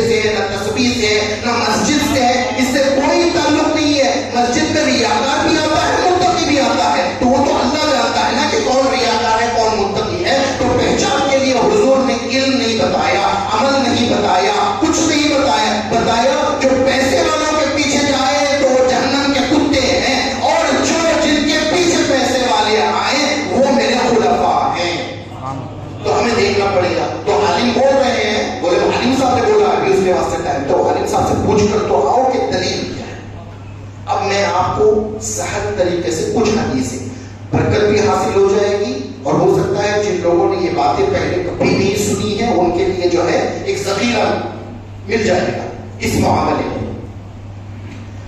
حضور صلی اللہ علیہ وسلم کی 7 حدیثیں، ایک بخاری شریف میں، ایک مسلم شریف میں، ایک احمد بن حنبل، دیگر کتابوں میں بھی۔ تو حدیث شریف یہ ہے کہ حضور نے فرمایا، خلاصہ کلام یہ ہے کہ میری امت کی عمر 1500 سال۔ سمجھے؟ امام جلال الدین سیوطی رضی اللہ تعالیٰ عنہ نے اپنے فتاوی میں اس کا ذکر کیا ہے، سمجھے؟ بہت سارے بزرگوں نے بھی یہ کیا ہے۔ میری امت کی عمر 1500 سال۔ کلام حضور صلی اللہ علیہ وسلم نے ایسا شروع کیا کہ بڑے میری امت کی عمر 1 دن ہے، اور میں اللہ سے امید کرتا ہوں کہ مجھے نصف دن اور دے دیا جائے گا۔ صحابی نے پوچھا کہ نصف دن سے مراد کیا ہے، تو حضور نے فرمایا 500 برس۔ یعنی قرآن میں بھی اگر آپ دیکھیں گے نا تو ہمارے جو 1000 سال ہیں وہ اللہ کے نزدیک 1 دن ہے، تو اسی حساب سے آدھا دن 500 برس ہو گیا، تو 1500 سال امت کی عمر ہے۔ یہ بات طے، اور ایک حدیث سے نہیں، یہ خبر واحد نہیں ہے، کیونکہ خبر واحد سے عقیدے نہیں بنتے ہیں، سمجھے؟ اب یہ 7 حدیث، اور حدیثیں بھی کون سی؟ بخاری اور مسلم شریف کی حدیثوں میں۔ ہاں، بخاری اور مسلم شریف کی حدیثوں میں 1500 سال، 1 دن، 1.5 دن ایسا نہیں آیا ہے۔ کیلکولیشن بتایا گیا ہے کہ یہودیوں کو اللہ نے کس وقت تک کا ٹائم دیا؟ طلوع آفتاب سے ظہر تک کا ٹائم دیا۔ عیسائیوں کو کتنا ٹائم دیا؟ ظہر سے عصر تک کا ٹائم دیا۔ اور ہماری امت کو کتنا ٹائم دیا؟ عصر سے مغرب تک کیا۔ پھر دوسرے حدیثوں کے ذخیرے کو کھنگالیں گے تو ایک ٹائم لائنز کے حساب سے موسیٰ علیہ السلام کی امت کا ٹائم کتنا تھا اور حضرت عیسیٰ علیہ السلام کی امت کا ٹائم کتنا تھا، اس حساب سے کیلکولیٹ کریں گے تو عصر مغرب کا ٹائم کتنا بنتا ہے، اس حساب سے بھی 1500 سال بنتے ہیں۔ یہ امت کی عمر ہے۔ اب امت کی عمر 1500 سال ہی ہے، تو اب کتنے سال بچ گئے؟ کتنے سال بچ گئے؟ 56 ایئرس، کیونکہ ہم ہجری کیلنڈر سے لے رہے ہیں۔ حضور نے ہجری کیلنڈر کے بارے میں بولا ہے یا امت کے بارے میں بولا ہے؟ امت کے بارے میں اگر بولا ہے نا، امت ہی کے بارے میں بولا ہے، تو جس دن ابوبکر صدیق نے اسلام قبول کیا امت شروع ہو گئی، تو امت کا وقت تو اس وقت سے شروع ہو گیا۔ لیکن حکمت اللہ اس کے رسول جانتے ہیں کہ حضور ابوبکر صدیق کے قبولیت اسلام سے ٹائم لائن بتا رہے ہیں، یا جیسے مولا کائنات نے ہجری کیلنڈر شروع کیا وہاں سے بتا رہے ہیں، کیونکہ جب آپ یہ ارشاد فرما رہے تھے تو مدینہ شریف میں بیٹھ کر ارشاد فرما رہے تھے، اور ہجری کیلنڈر مدینہ شریف میں ہجرت کر کر آنے کے بعد شروع ہوا ہے۔ تو 2 پاسبلٹی، یا تو مکے کی زندگی کے 13 سال جو ہے وہ ڈیڈکٹ کر لیں، 46 میں سے تو کتنے بچے ہیں؟ 43، 56 میں سے 43، یا تو 43 ایئرز بچے یا نہیں تو 56 ایئرز بچے، اس سے زیادہ تو نہیں۔ اب جب یہ بات ثابت ہو گئی کہ امت کی عمر ہی 56 ایئرز ہے، تو ہمیں دیکھنا پڑے گا کہ حضور نے یہ بھی فرمایا ہے کہ جناب عیسیٰ قیامت سے پہلے تشریف لائیں گے اور وہ 40 سال تک دنیا میں حکومت کریں گے، تو 40 سال تو عیسیٰ علیہ السلام کی حکومت کے نکل جائیں گے، تو اس سے پہلے جو ہے امام مہدی علیہ السلام، دجال کا آنا وغیرہ وغیرہ، یہ معاملات اس سے پہلے کے ہیں۔ تو آپ بھی مجھے بتا دیجئے گا کہ اس زاویے سے اگر دیکھا جائے، اس کیلکولیشن سے دیکھا جائے تو ہمارے پاس کتنا وقت ہے؟ ہاں، کتنا وقت ہے؟ اندازہ کچھ لگا سکتے ہیں؟ کیونکہ ایسا نہیں کہ عیسیٰ علیہ السلام جس دن وصال فرما گئے اسی دن قیامت آ جائے گی۔ حدیثوں میں آیا ہے کہ عیسیٰ علیہ السلام کے پردہ فرمانے کے بعد بھی ان کے خلیفے کی حکومت رہے گی، پھر رفتہ رفتہ لوگ جو ہے تمام مسلمان ختم ہو جائیں گے، اس کے بعد صرف کافر رہ جائیں گے، کافروں کے اوپر قیامت آئے گی۔ ٹھیک ہے، تو اب عیسیٰ علیہ السلام کی 40 سالہ حکومت، پھر اس کے بعد میں ان کے خلیفے کی حکومت، اس سے پہلے امام مہدی علیہ السلام کا ظہور، یہ تمام معاملات اٹھا کر دیکھیں گے تو امام مہدی کا ظہور اب کبھی بھی ہو سکتا ہے۔ ایک بات اور بتا دوں، جو انسان اپنے آپ کو امام مہدی بولے نا وہ جھوٹا ہے۔ امام مہدی وہ ہوں گے جن کو جب بولا بھی جائے گا کہ آپ مہدی ہیں تو وہ مہدی ہونے کا انکار کریں گے، یہ دلیل ہے ان کے امام مہدی ہونے کی۔ اور امام مہدی کو پہچاننے والے پہلے صرف 7 لوگ ہوں گے. حضور نے ان کو علماء کہا ہے. 7 دنیا کے الگ الگ خطوں سے آنے والے علماء 7 ہی لوگ ہیں جو امام مہدی کو پہچانیں گے. اور پہچانیں گے کہاں؟ وہ مکہ المکرمہ میں پہچانیں گے. تو یہاں بیٹھ کر وہاں بیٹھ کر کسی کو بھی امام مہدی بنانا, کسی کو بھی کہہ دینا, یہ ان کے جھوٹے ہونے کی علامت ہے. سمجھ میں آئی بات؟ تو وہ قریب ہے کہ امام مہدی علیہ السلام کا ظہور ہوگا. کب ہوگا؟ آپ کو کیا لگتا ہے کب ہوگا؟ قریب. قریب سے بڑا کتنے سالوں میں ہو سکتا ہے؟ قریب سے بڑا 3 یا 5 سال کے اندر. آپ کیا بولے 10 سال 10 یا 12 سال. 9 سال کی حکومت ہے حضرت عیسیٰ علیہ السلام کی خلیفے کی. ایک ضعیف روایت میں 13 سال بھی بتایا گیا ہے. ٹھیک ہے, تو 9 سال ہی لے لیتے ہیں. تو 9 سال 56 ایئرس میں نکالے تو کتنے بچے؟ 47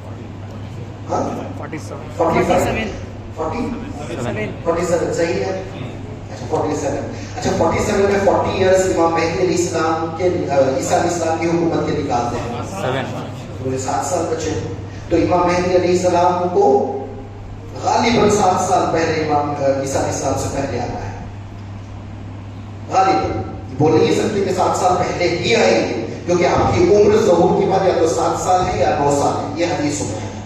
صحیح حدیث میں سمجھ آیا کہ آپ کی عمر 7 سال ہوگی یا 9 سال ہوگی. تو اب عیسیٰ علیہ السلام سے آنے سے پہلے دجال کا آنا ہے.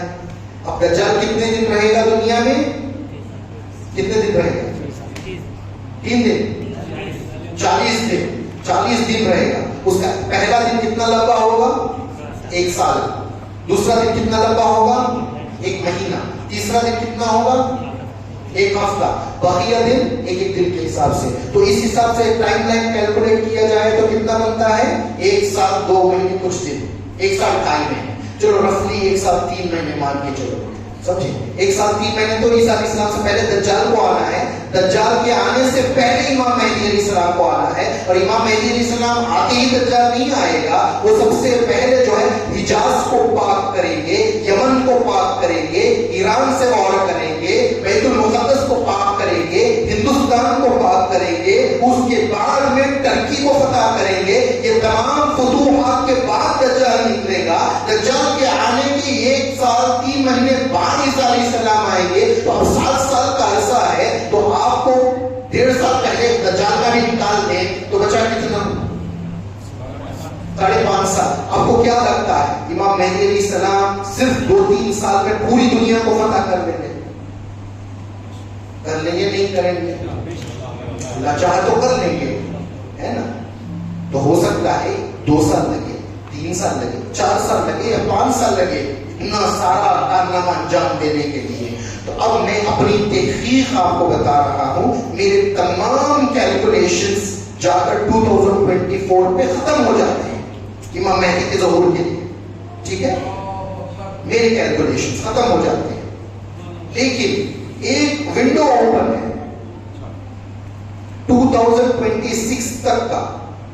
کچھ ایسی باتیں ہوتی ہیں, دلیل نہیں ہے, دلیل نہیں ہے. دلیل کیا بنتی ہے؟ شریعت, حدیث, قرآن, اجماع امت, یہ سب دلائل بنتے ہیں. دوسری بات ہے دلیل نہیں بنتی ہے. تو آپ یہ مان کے چلو 2026 اب سے لے کر 2026 3 سال کا وقت ہے. 3 سال کا میکسیمم ٹائم ہے. ایسا نہیں کہ 3 سال بعد, وہ کبھی بھی ہو سکتا ہے. اب 2 باتیں حضرت دانیال علیہ السلام سے لے لو اور اس پر نگاہ رکھو, آپ کو پتا چل جائے گا. دانیال علیہ السلام اللہ کے ایک نبی گزرے. انہوں نے ارشاد فرمایا کہ یہودیوں کی ریاست قیامت کے قریب قائم ہوگی. قائم ہوئی نہیں ہوگی؟ ہوئی. کون سی ہے وہ؟ اسرائیل. کب قائم ہوئی؟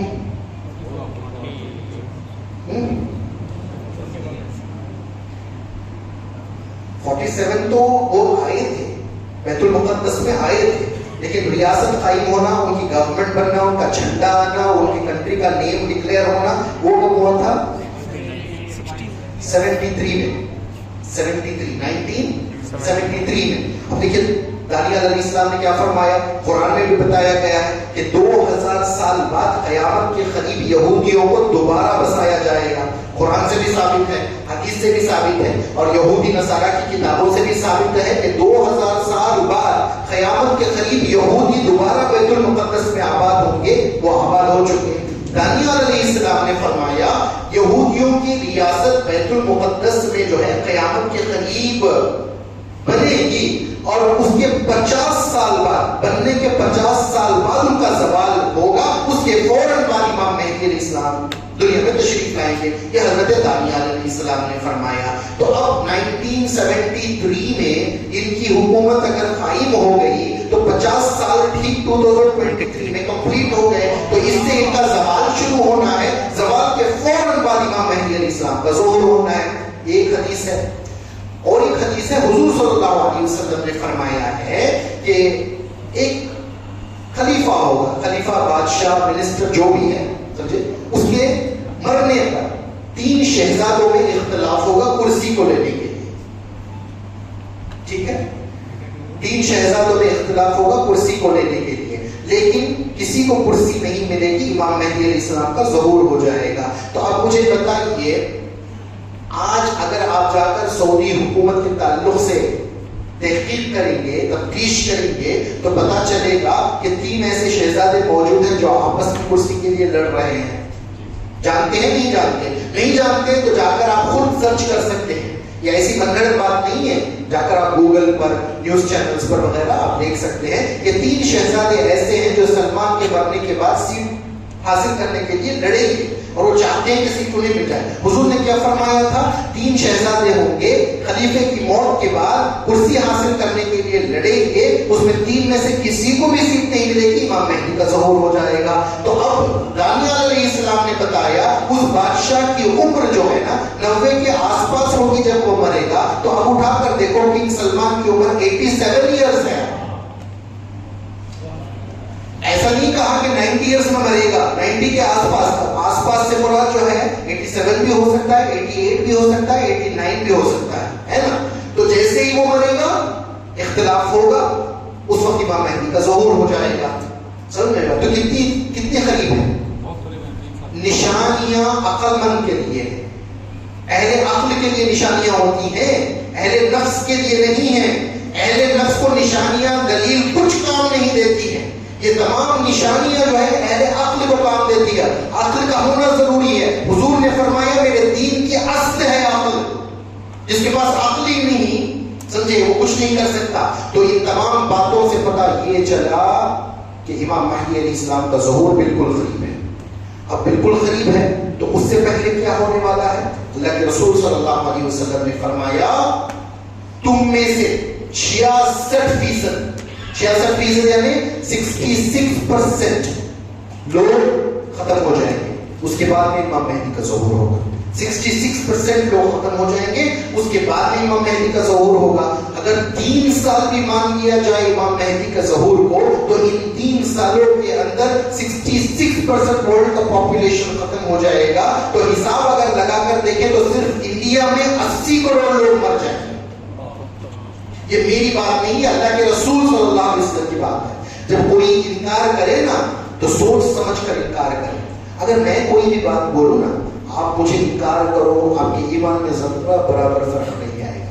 سمجھے, میری بات کو آپ انکار کر سکتے ہیں, کسی کی بھی بات کو بھی انکار کیا جا سکتا ہے. سمجھے, اولیاء کی بات کو بھی انکار کر دیں گے, کافر نہیں ہوں گے آپ. ہاں برکات سے محروم ہو جائیں گے لیکن کافر نہیں ہوں گے.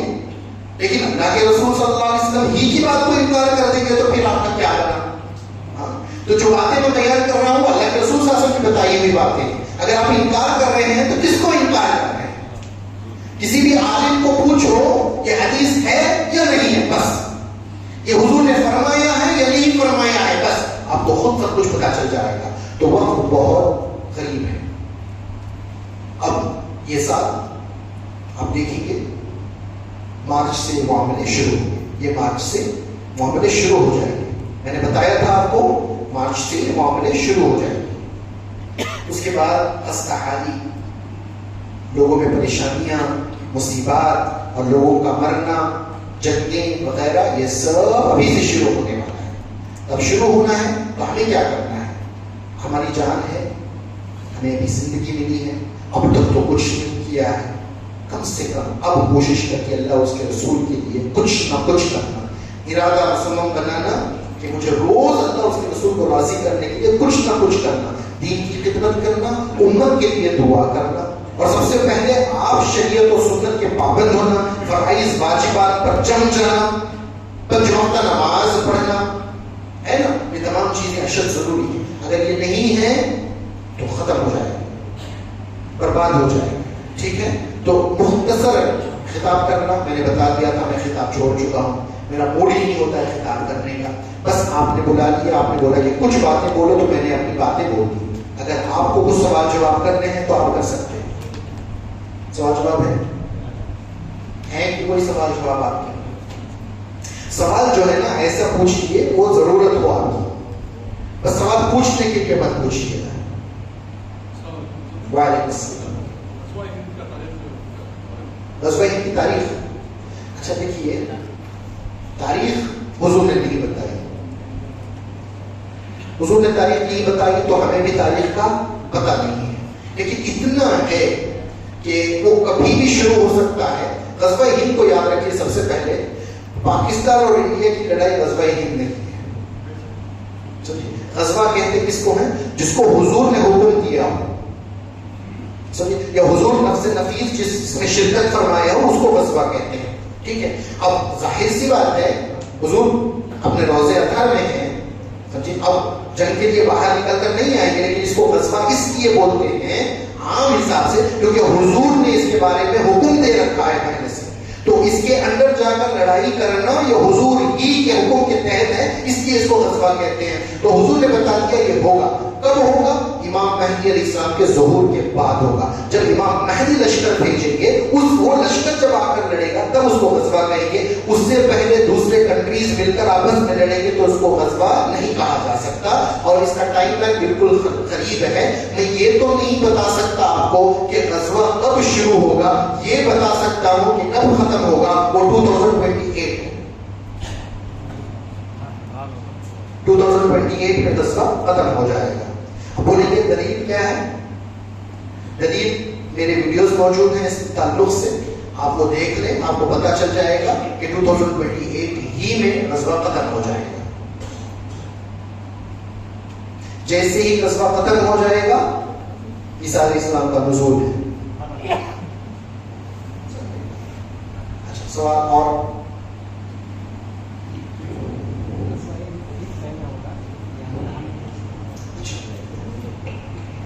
اب قیامت کی جو بڑی 10 نشانیاں ہیں اس کے بارے میں کہیں یہ دلیل نہیں ملتی ہے کہ کون سی پہلے کون سی بات ہوگی. اس میں 3 باتیں ایسی ہیں کہ ضرور بھی ضرور پہلے ہوں گی. وہ امام مہدی علیہ السلام کا ظہور ہے، دجال کا آنا، اس کے بعد عیسیٰ علیہ السلام، اس کے بعد میں جو ہے یاجوج ماجوج کا. رہا ملحمۃ العظمیٰ، یہ تو ہے کہ یہ مہدی علیہ السلام کے آنے کے بعد ہوگا. ملحمۃ العظمیٰ مہدی علیہ السلام کے ظہور کے بعد ہوگا. لیکن جنگیں سائملٹینیسلی بہت جگہوں پر چل رہی ہوگی، کیونکہ حدیث شریف میں یہ آتا ہے کہ حضور نے فرمایا جب غزوۃ الہند کے غازی ہند کو فتح کر کر جو ہے واپس لوٹیں گے تو بیت المقدس میں عیسیٰ ابن مریم کو پائیں گے. تو ملحمۃ الکبریٰ تو عیسیٰ ابن مریم سے پہلے ہے، تو سائملٹینیسلی بھی ہو سکتا ہے. اندازہ لگایا جائے تو غزوۃ الہند جو ہے کافی دن چلے گا، یہ 1-2 دن کی بات نہیں ہے. ملحمۃ الکبریٰ تو وہ بہت کم دنوں کے لیے ہے. تو ہو سکتا ہے کہ غزوہ ہند شروع ہو جائے، رفتہ رفتہ یہاں پر جنگ جاری ہو، وہاں پر ملحمۃ الکبریٰ پھوٹ پڑے اور وہ ختم بھی ہو جائے یہاں اور جاری. یہی معاملہ رہتا ہے.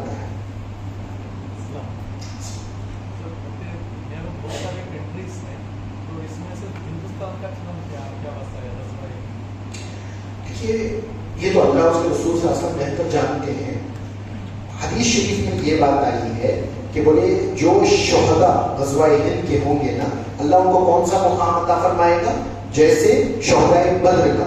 یہ حدیث شریف ہے، سمجھے. اللہ تعالیٰ شہداء غزوۃ الہند کو بدری شہداء کے ساتھ اٹھائے گا قیامت کے لیے. اتنا بڑا مقام ہے. اب آپ دیکھیں گے نا تو بدر میں اور مناسبت کیا ہے غزوۃ الہند میں، تو دونوں کی فائٹ جو ہے کفار سے، اصل مشرکین سے، یعنی بت پرست قوم سے، پہلی چیز.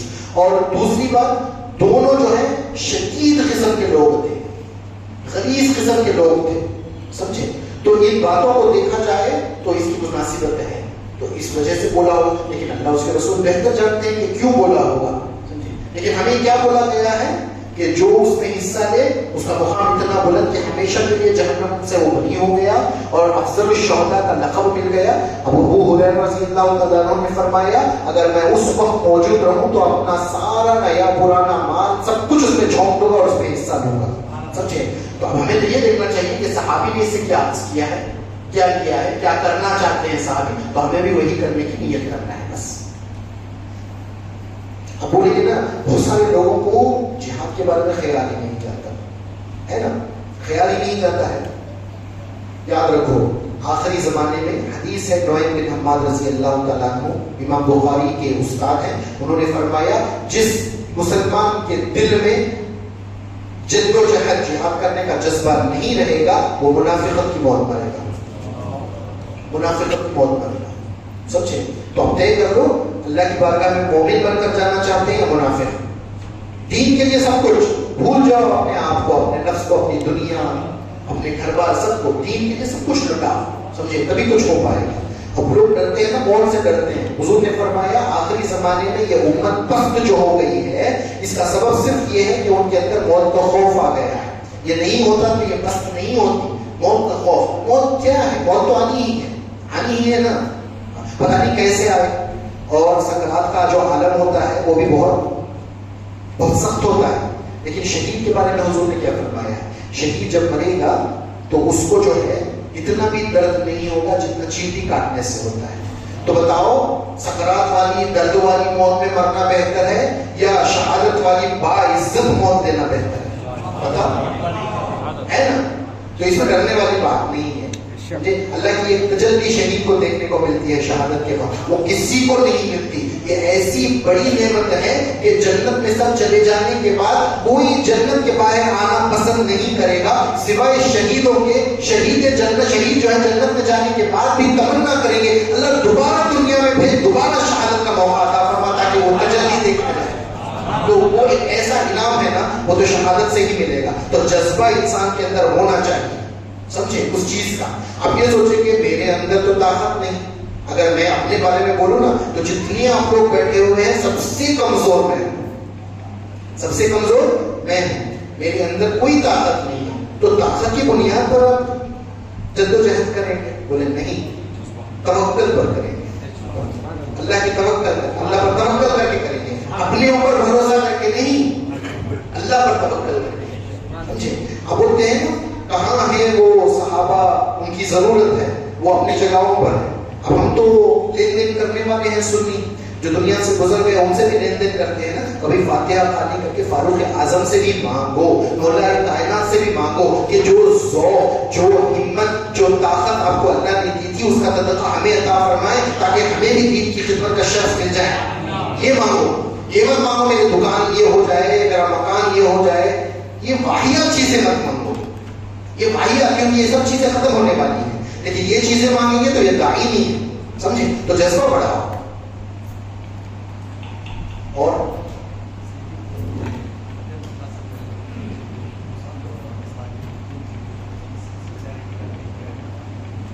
نہیں، بات یہی ہے کہ بہت سمپل طریقے سے میں نے جو کیلکولیشن نکالا ہے، پاکستان جو بنا ہے، سمجھے، وہ مشابہت رکھتا ہے ریاست مدینہ سے، سمجھے؟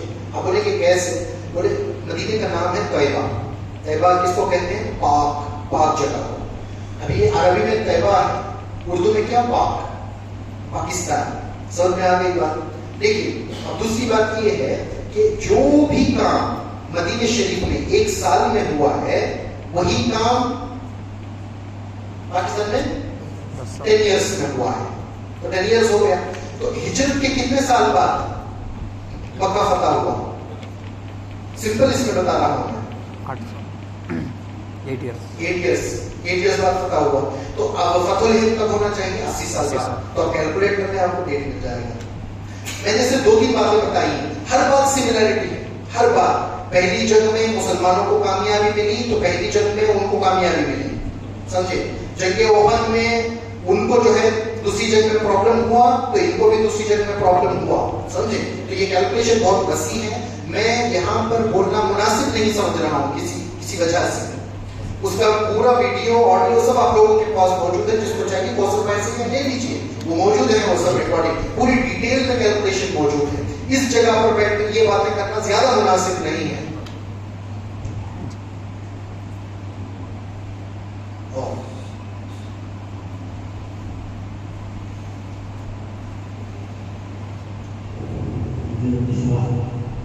جو چار رجب فجر کے بعد جو محفل کا آغاز ہونے والا ہے، اس کی تاریخ کیا ہے؟ 4 رجب کو بات ماننا وجہ ہی ہے کہ اپنی اور تاریخ فرائض فعال اپنے بھی میرے اوپر سوال اٹھا رہے ہیں، کس وقت پہ رکھا ہے؟ بات منانے پر سارے لوگوں کی ضرورت ہے. ایسے وقت میں 4 رجب بات فجر رکھنے کی ضرورت کیا تھا؟ عشاء کے بعد بھی رکھ سکتے تھے، جسے آج رکھے ہیں تو گھر کے بعد بھی رکھ سکتے تھے. ایسے وقت میں رکھا ہے، اس کی تاریخ تفصیل سے دیکھیے. دنیا 2 قسم کی چل رہی ہے، سمجھے؟ ایک ظاہری، ایک باطنی. اب ظاہری دنیا کا سارا جو سسٹم ہے وہ قرآن حدیث سے آپ کو ڈائریکٹ مل جائے گا. اب جیسے رمضان کا مہینہ کب شروع ہونا ہے حدیث میں بتا دیا گیا ہے، عید کب منانا ہے، بقرعید کب آئے گی، حج کا دن کون سا آئے گا، عاشورے کی کیا فضیلت ہے، یہ تمام دنوں کے تعلق سے جو بتا دیا گیا ہے ظاہر میں شریعت میں موجود ہے. اب اس کے علاوہ ایک اور دنیا موجود ہے جس کو رجال الغیب کی دنیا کہتے ہیں. ایک باطنی نظام ہے، اس کے دلائل باطن لوگوں کے پاس ہیں. سمجھے گا؟ قرآن اور حدیث سے یہ باتیں نہیں ملے گی، اولیاء اللہ آپ کو یہ باتیں بتائیں گے. سمجھے گا؟ اور ظاہر سی بات ہے اولیاء اللہ کی باتیں جب کسی کی سمجھ میں نہیں آ رہی ہے تو وہ انکار کرتے ہیں، تو کوئی حرج نہیں ہے. اگر وہ کہتے ہیں کہ ایسا کچھ نہیں ہے تو کوئی بات نہیں ہے، لیکن اولیاء کے نزدیک یہ باتیں ہیں. اب یہ 4 تاریخ اس لیے کیونکہ اللہ تبارک و تعالیٰ نے پوری دنیا کا جو نظام بنایا ہے وہ نظام جو ہے فرشتوں کے ذریعے لیا کرتا تھا ایک زمانے میں، لیکن حضور کی امت کے اولیاء اتنے بلند ہو گئے ہیں، وہی کارنامہ جو فرشتے انجام کیا کرتے تھے وہ حضور کی امت کے اولیاء انجام دیتے ہیں. تو رجال الغیب کون ہوتے ہیں؟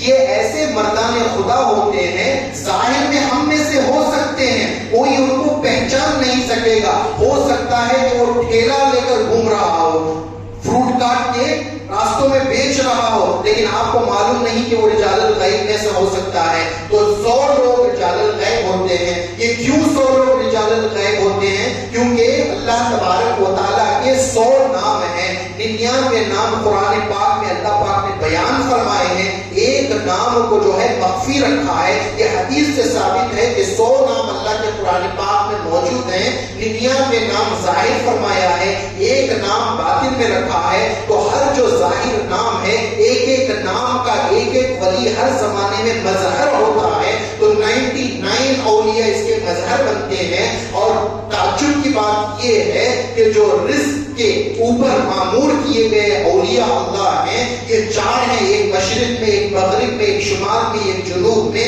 اور یہ چاروں کے کچھ نام ہیں جو کل لیے جائیں گے. اور یہ چاروں کا معاملہ ایسا ہوتا ہے کہ جو بھی اس منصب پر آنے والا جو ہوتا ہے وہ اس کی پیدائش 4 رجب ہی کو ہوتی ہے اور اس کا وصال بھی 4 رجب ہی کو ہوتا ہے. تو لہٰذا اس کو سلاطین اربع کا یوم کہتے ہیں. اور اشراق کے وقت کیوں؟ اس کی 3 دلائل سن لیجئے. اعلیٰ حضرت فاضل بریلوی احمد رضا خان رضی اللہ تعالیٰ عنہ اپنی کتاب میں فرماتے ہیں کہ رجب کی 4 تاریخ کی صبح کا وقت جو ہوتا ہے وہ محبت کا وقت ہوتا ہے. تو محبت کی محفلیں محبت کے وقت میں سجائی جاتی ہیں. اور دوسرا اگر آپ کو دلیل چاہیے تو افضل کام، برکت والا کام جو شروع کیا جاتا ہے وہ صبح میں کیا جاتا ہے، رات میں نہیں کیا جاتا. اللہ کے رسول صلی اللہ علیہ وسلم فرماتے ہیں جو اشراق کے وقت سویا رہتا ہے اس کی روزی تنگ کی جاتی ہے. اور یہ چاروں رجال الغیب رزق کے اوپر معمور ہیں. اگر ان کی فاتحہ کرنا ہے تو اسی وقت جا کر کرنا ہے جب اللہ کے رسول صلی اللہ علیہ وسلم نے فرمایا ہے کہ اس وقت جو ہے برکت کے دروازے کھولے جاتے ہیں. دلیل بہت زیادہ ہے، میں مختصراً بول رہا ہوں.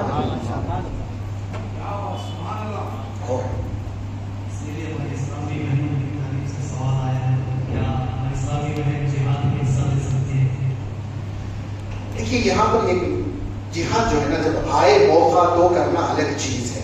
ہمارے لیے تو ہر دن جہاد ہے, ہر دن, اور عورتوں کے لیے تو زیادہ ہے بنسبت مردوں کے, عورتوں کے لیے زیادہ ہے. تو اگر آپ خواہش مند ہیں حصہ لینے کے تو روز ہر لمحہ آپ کے لیے یہ موقع ہے. سمجھ نہیں بات. رہی بات اس وقت کی, تو اس وقت جب موقع آئے تو جیسا ہوگا دیکھا جائے گا. حدیث میں منع نہیں ہے, حدیث میں منع نہیں ہے. اب جنگ کے میدان میں ام المؤمنین سیدہ عائشہ صدیقہ رضی اللہ عنہا خود پہنچی تھی, ہے نا, جنگ کے میدان میں پہنچی تھی, تو اس سے دلیل ہے. اور صحابی رسول ہے نا, کون, شیخ سعدی رحمۃ اللہ تعالیٰ نہیں, حسن بن ثابت رضی اللہ تعالیٰ عنہ, حسن بن ثابت رضی اللہ تعالیٰ. ایک معاملہ ایسا ہو گیا کہ جب مسلمان مدینے سے باہر گئے ہوئے تھے جہاد کے لیے, تو اچانک مدینے میں صرف عورتیں رہ گئی تھی, چند مرد رہ گئے تھے. تو ایسے میں جو ہے کفار آ گئے تھے حملہ کر کے, تو تلوار رکھی ہوئی تھی, حسن بن ثابت موجود تھے اور ام المؤمنین عائشہ صدیقہ اور بقیہ دوسری عورتیں تھیں. تو انہوں نے کہا حسن بن ثابت رضی اللہ تعالیٰ عنہ کو کہ تلوار اٹھا کر اس کو ختم کریں. ان کی ہمت نہیں بن پائی, وہ اٹھا نہیں سکے, تو ام المؤمنین نے خود تلوار اٹھایا اور وار کیا. تو یہ دلیل حدیث سے ملتی ہے. تو اس سے ثابت ہوا کہ موقع ملے تو کوئی بھی حصہ لے سکتا ہے, ایسا نہیں کہ یہ لے سکتا ہے نہیں لے سکتا ہے, اس کے لیے تیاریوں کی ضرورت ہے, سمجھے. لیکن افضل جہاد جو ہے نا وہ کافروں کے ساتھ نہیں, نفس کے ساتھ ہے. اگر حصہ ہی لینا ہے تو سب سے پہلے یہاں سے شروع کریں. جب اس میں جدوجہد کرتے رہیں گے تو وہ تو بہت آسان محسوس ہوگا, پھر یہ مشکل ہے.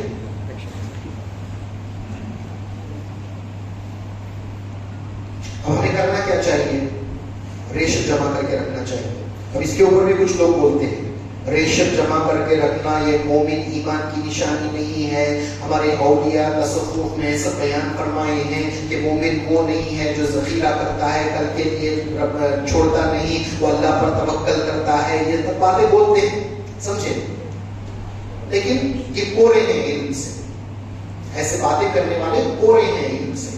ہاں, اپنے نفس کے لیے ذخیرہ کرنا منع کیا گیا ہے, سازگار حالتوں میں ذخیرہ کرنا منع کیا گیا ہے, لیکن حالات کو دیکھ کر احتیاطاً ذخیرہ کرنا اس الاؤڈ ہے. اب بولے کہ کیسے؟ دلیل یہ ہے کہ قرآن جو ہمیں آیا ہے وہ ہدایت کے لیے آیا ہے, ٹھیک ہے, ہدایت کے لیے آیا ہے. اور قرآن میں صرف ان واقعات کا ذکر کیا گیا ہے جو اس امت کے لیے فائدہ مند, زیادہ ضروری ہے. ورنہ 1,80,000 کموں پہ جتنے بھی انبیاء علیہ السلام آئے ہیں سب کے کچھ نہ کچھ واقعات ہیں, لیکن اللہ تعالیٰ نے گنے چنے کچھ واقعات کو قرآن میں ارشاد فرمایا ہے کیونکہ اس سے امت ہدایت ملے گی, اس سے امت کو فائدہ ہوگا. تو ان واقعات میں سے ایک واقعہ سب سے بہترین قصہ بول کر سنایا ہے, وہ حضرت یوسف علیہ السلام کا قصہ ہے. اور یوسف علیہ السلام کے زمانے میں 7 سال کا قحط آیا تھا. تو نبی یوسف علیہ السلام جو ایمان اور تقوی میں ولیوں سے بڑھ کر ہوتے ہیں, صحابہ سے بھی بڑھ کر ہوتے ہیں,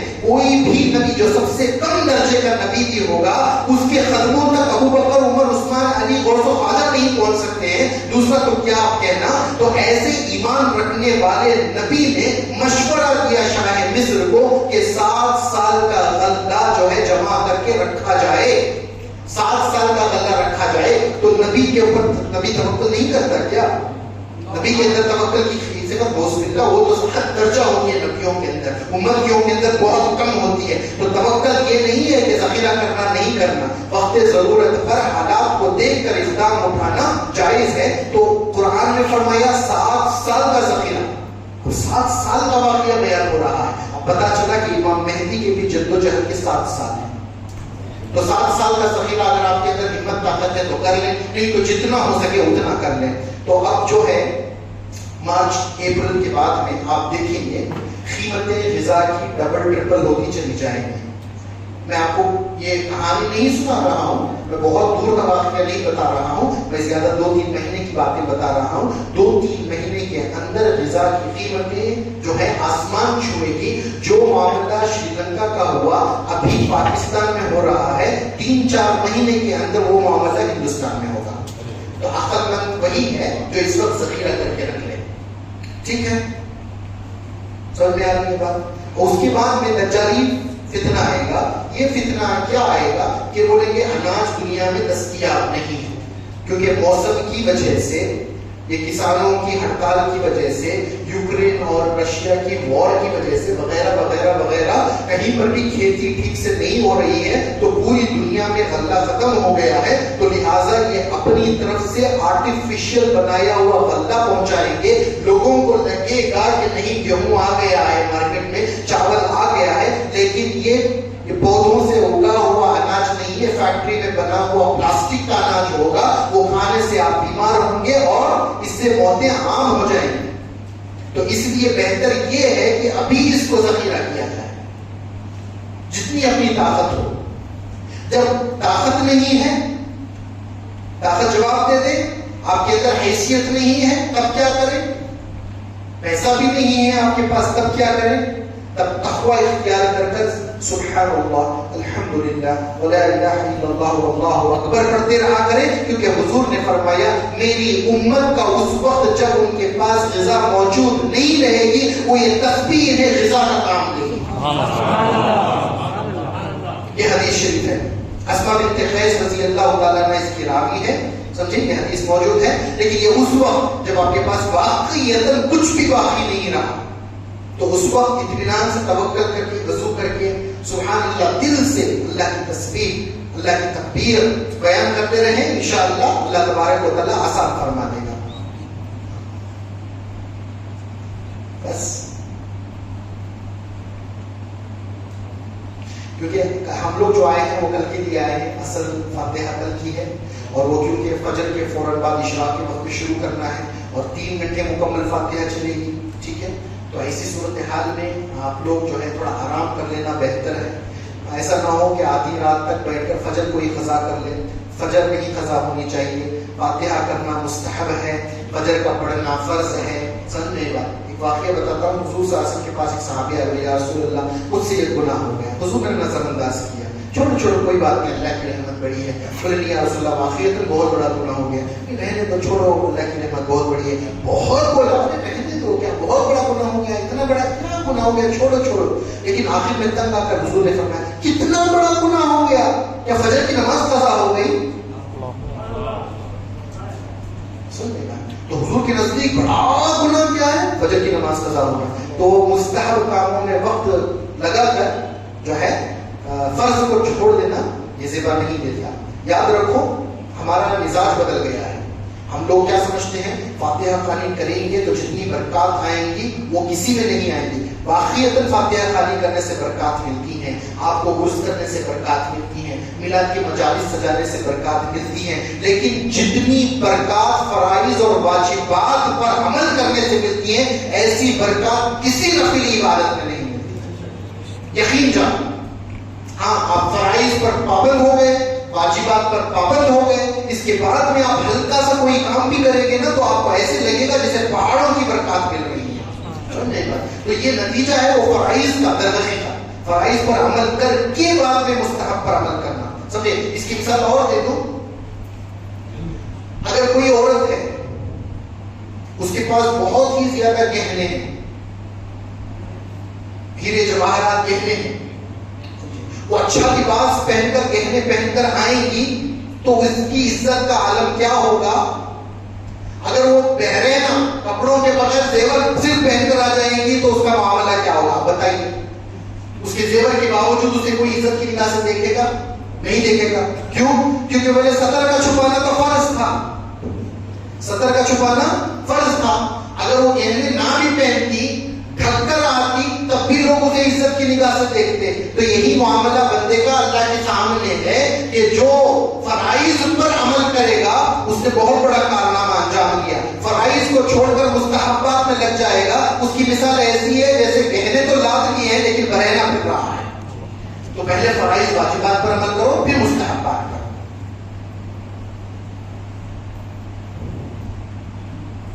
اور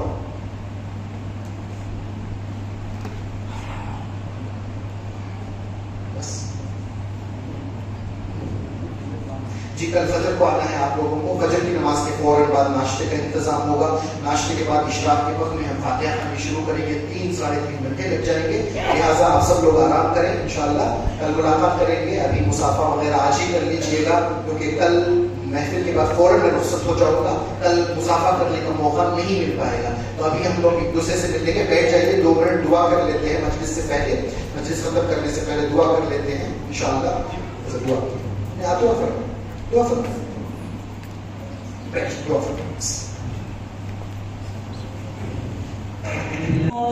الذين أنعمت عليهم غير المغضوب عليهم ولا الضالين.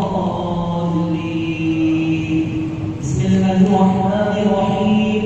يا أشرف النبي الأكرم صلى الله عليه وسلم وعلى آله وأزواجه وذرياته وأهل بيته أجمعين مثل القمر الفاتحة.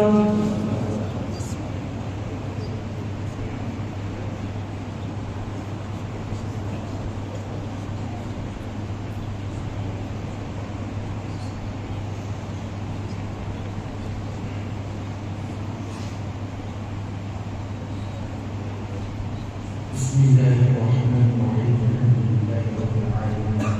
اللهم يا كريم الحمد يا الله يا رحمن يا رحيم يا رب العالمين. اللهم صل على سيدنا محمد وعلى ال سيدنا محمد صلاة تنجينا بها من جميع الاهوال والافات وتغنينا بها جميع الحاجات وتطهرنا بها من جميع السيئات وترفعنا بها الى العالم وتبين بها الخيرات من جميع الخيرات والخيرات والظلمات والعلامات انك على كل شيء قدير. يا الله يا رحمن يا رحيم يا رب محمد مصطفى صلى الله عليه وسلم. اے پروردگار ہمیں قبول ہماری دعاؤں کو ہماری اصلاحات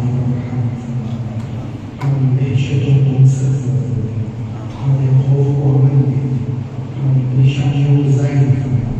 اے اللہ تیرے دین کی خدمت کے لیے, تیری عبادت کے لیے اے اللہ ہمارے جسموں میں قوت عطا فرما, صحت عطا فرما, ہماری بیماریوں کو شفا سے مبدل فرما.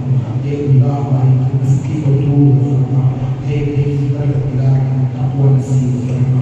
اے اللہ تعداد کا ذوق عطا فرما, تیری ملاقات کا شوق عطا فرما. اے کریم پروردگار دنیا داری سے ہمیں نکال دے, اپنے ہمارے قلوب کو اپنی محبت میں جذب فرما دے. جنون کی حد تک یا حبیب صلی اللہ علیہ وسلم کی محبت عطا فرما دے. اے کریم پروردگار تقوی طہارت اور زندگی عطا فرما دے. ہر گناہ سے ہماری حفاظت فرما دے. ہر اللہ تعالی آفت سے ہماری حفاظت فرما دے. فتنوں سے فسادات سے ہماری حفاظت فرما. اے کریم پروردگار مسلمہ کی مغفرت فرما. سب کے سینوں کو اسلام کے لیے کھول دے, سب کی اصلاح فرما. اے اللہ سوتے ہوئے کو جگا دے. اللہ تجھے فضل عظیم کا واسطہ گناہوں کو نہ دیکھ, نسبت کو دیکھ اللہ نے معاف فرما کر اے اللہ ہمارے سونے سے ہمیں جگا دے. اے اللہ اے اللہ اے اللہ اے اللہ تیرے دین کی خدمت کا شرف ہمیں عطا فرما دے. اے اللہ قرآن کا نور ہمارے قلوب میں داخل فرما دے. اے کریم پروردگار جینا مرنا تیرے لیے بنا دے. اے اللہ اے اللہ اے اللہ جن کی جو بھی ضرورت ہے اللہ, جو جائز ضرورت ہے اللہ, تو اسے اپنے خیر سے پورا فرما دے. پریشان حال کی پریشانیوں کو دور فرما دے. جنہوں نے جو دعا کے لیے کہا ہے ان کی جائز مرادوں کو پورا فرما دے. اس مجلس میں شرکت کرنے والوں پر رحم و کرم فرما. سب کی ایمان میں تازگی نصیب فرما. جو ہمارا عطا فرما, جو مجلس میں نیا ہو فضل و کرم سے عطا فرما. ہماری تمام دعاؤں کو مذہبیوں کو کرم سے اپنے حبیب پاک صاحب اللہ جناب محمد رسول اللہ صلی اللہ علیہ وسلم کے صدقے میں قبول فرما. صلی اللہ تعالی علی خیر خلقہ و نبی محمد وعلی آلہ وصحبہ اجمعین. بفضل سبحان ربک رب العزة عما یصفون وسلام علی المرسلین والحمد للہ رب العالمین.